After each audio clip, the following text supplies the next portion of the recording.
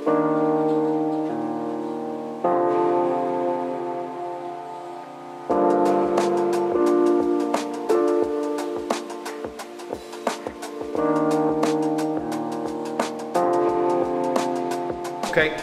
today what we've got in is this really nice Champ White EP3. This one is in for Hondata KPro and dyno tuning, and we've just completed the valve clearances, so we have as well, so they're all set. Car's running good as it can be now. We've loaded our base map onto the car. Actually no, sorry, we haven't loaded the base map. Before we put the KPro in, we did a base run. I don't know if you want to show if you're ready on it. I'm sure. This is the base figures. So we're going to take you along with everything we're doing with this car. So the base figures. So it started at 217 at the flywheel and 144 foot-pound of torque, and you can see the loss in power there at VTEC, and then the big loss in power here. So more or less what we're going to try and do is lift this the whole way through the RPM range and try and get rid of as much of this dip as possible, which we should be able to. We should be able to see over 160 foot-pound of torque, and we should hopefully see in the 240s. Should do, because the engine's fit enough, healthy enough, should do in 40. So what I'm going to do is I'm going to crack on, going to load our base file into the car and do the first pull and see exactly where we need to go from there. So usually this sort of basic sort of setup point, we sort of glaze over it. We don't usually show everything. So with this video we're trying to be a bit different. I can't actually believe the amount of these cars we tune, down tune is, I think we've done in excess of 60 this year. So this is primarily the main chassis we work on. So yeah, we're trying to show you a bit more in just the basic setup before we start on, and then we'll go through the process. Exactly, it's showing you it making power as we keep going. So yep, start off at 217. So just get the AFR equipment and the rest of the dyno setup, and then we are good to go.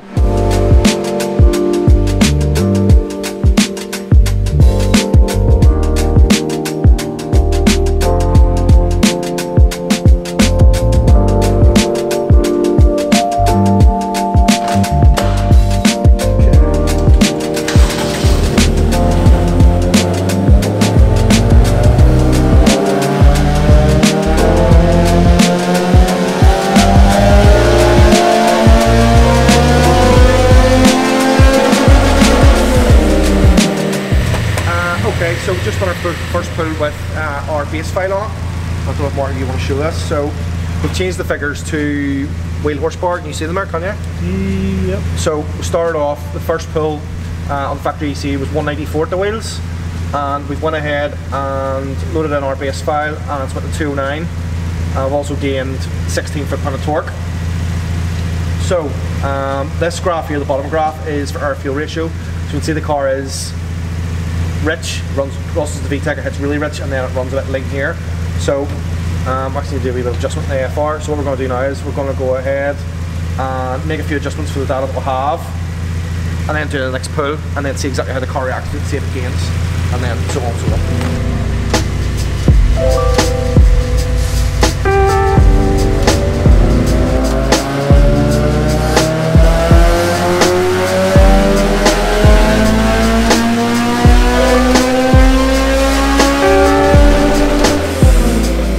Okay, so we've just done second pull after making a few small adjustments. So Mark, if you want to see this, if you want to shoot it in. So yeah, you can see we pulled a whole lot of fuel out of here because you obviously see the car, sorry, added a lot of fuel here to try and get the full graph. We've got that now. The car's actually gained 2 foot-pound of torque and 3 horsepower. So yeah, we're going to go ahead, make a few more adjustments and try and get all this cleaned up on. This is the guideline, this dotted line is the guideline for fueling. So we want pretty much our line to run as perfect along as possible. You'll usually get a wee sort of blip when VTEC crosses over, but yeah, it's sort of hard to isolate. But yeah, we're going to crack on and do a bit more adjustment.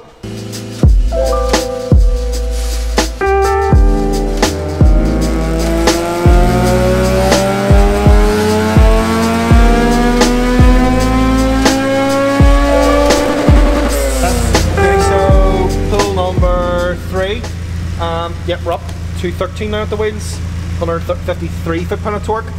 Yeah, so as you can see here, if you look, we did take a bit of fuel out here, the mid-range. What we're trying to do is we're trying to get this line as straight as possible, and then we can literally just remove fuel as a single percentage just the whole way across the tables. That way it makes it a lot easier. But you can see the line. A good bit of work here. This riching part here, you can actually see it here. Oh, you see the dipping part here, about 52-5300, and it's caused by the big rich spot just after VTEC. So I'm going to go ahead here, clean this all up. Just checked all the logs, and you can see the big VTEC crossing in, and knock count stays at 0.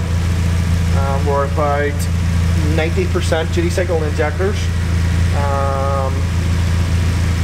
Yeah, IETs are all looking good. Ignition we're roughly about sort of 30 degrees, 33 degrees. So everything's looking as it should. So, right. Next.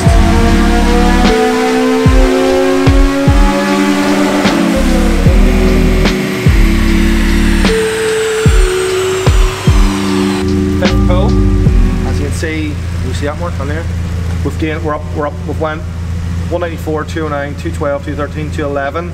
Had a wee problem there. I think it was just the take our temperature's a wee bit high, and we brought it back in the spec, made the changes, and I jumped to 215 at the wheels and 154 foot-pound.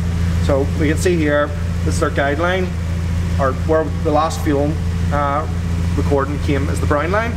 So we're going to add a wee bit of fuel here, take a wee bit just after VTEC away, and we add a wee bit just after 7,000 up as well. So we're almost there and ready to start tuning cam timing.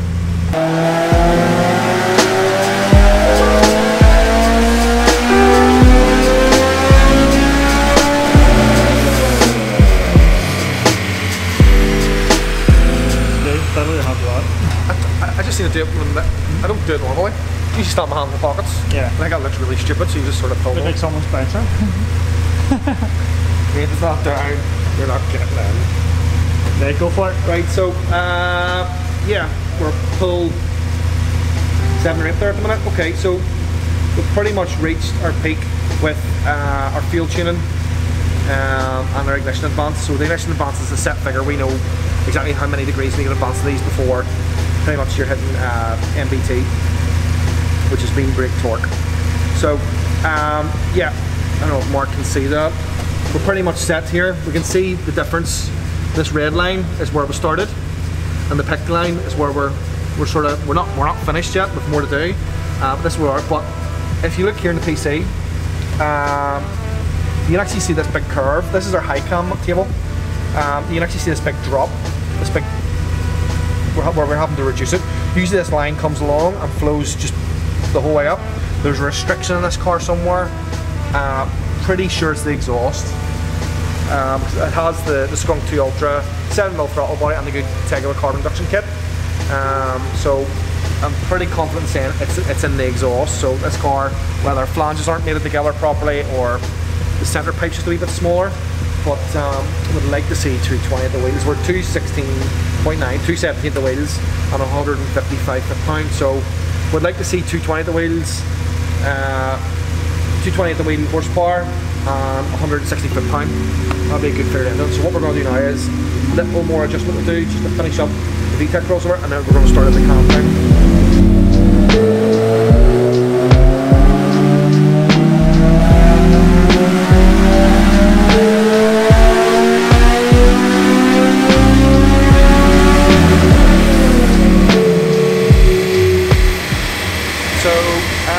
Just finished up a few wee tweaks there with the fuel, and we'll have that all dialed in perfect, and we've actually started with the cam timing.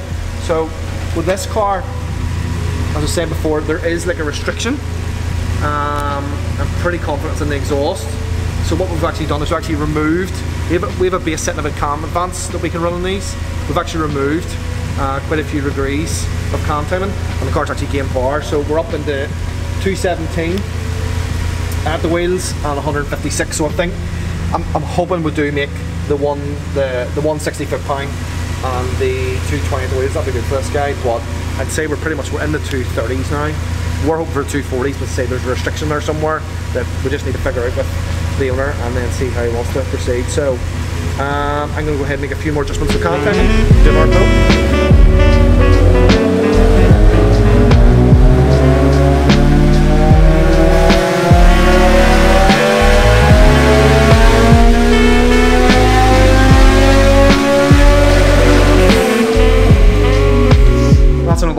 Next, so final figures, as we thought, 220 at the wheels and 158 foot-pound of torque at the flywheel, so it's not bad. Actually, if I correct that, you can see all the pulls there. So what I'll actually do is when it came in, and it's 240, and I started 144 foot-pound. That's 157. So actually, if I change that to this, might throw off. You can see the air-fuel ratio here. We have it pretty much. We do richen them up slightly as they get high in the RPM. That just protects everything, especially if cars. People want to bounce their cars on limiter, just to make everything little. So there's the finished graph there. That shows you exactly, excuse me, the difference. You can see the gain in power, like even in the mid-range there, you're going from 135 to 163. Like the gains are huge, and then obviously it just wants to keep making power. It seems to be flowing pretty well up high, but there's this area here. I think if we can get rid of the restriction here, it'll help improve the airflow right the way through. So the car can make more power, the customer obviously get more for his money. So this is obviously the last video we'll be filming of the year. So a big thank you to all the new subscribers, all the viewers, everybody that's hit the like button. Really appreciate that. Next year we've got a lot planned. The Jazz, we're just waiting a couple of companies to come back to us to see if they're going to work with this time frame, because obviously we need parts to come in time, especially with COVID going on. We need the parts to come in time so that you know, we can keep the build moving forward at a decent pace, which is obviously don't want a part not coming in and then content just stops on it, which is something that's really frustrating. So we're trying to plan ahead with it. So the Jazz will definitely be one to watch. It'll be good to see it all come together and then see exactly the sort of figures that yeah, it'll push out. So yeah. So thank you very much. Make sure you subscribe. Please hit the like button. Happy Christmas. Peace. Peace out.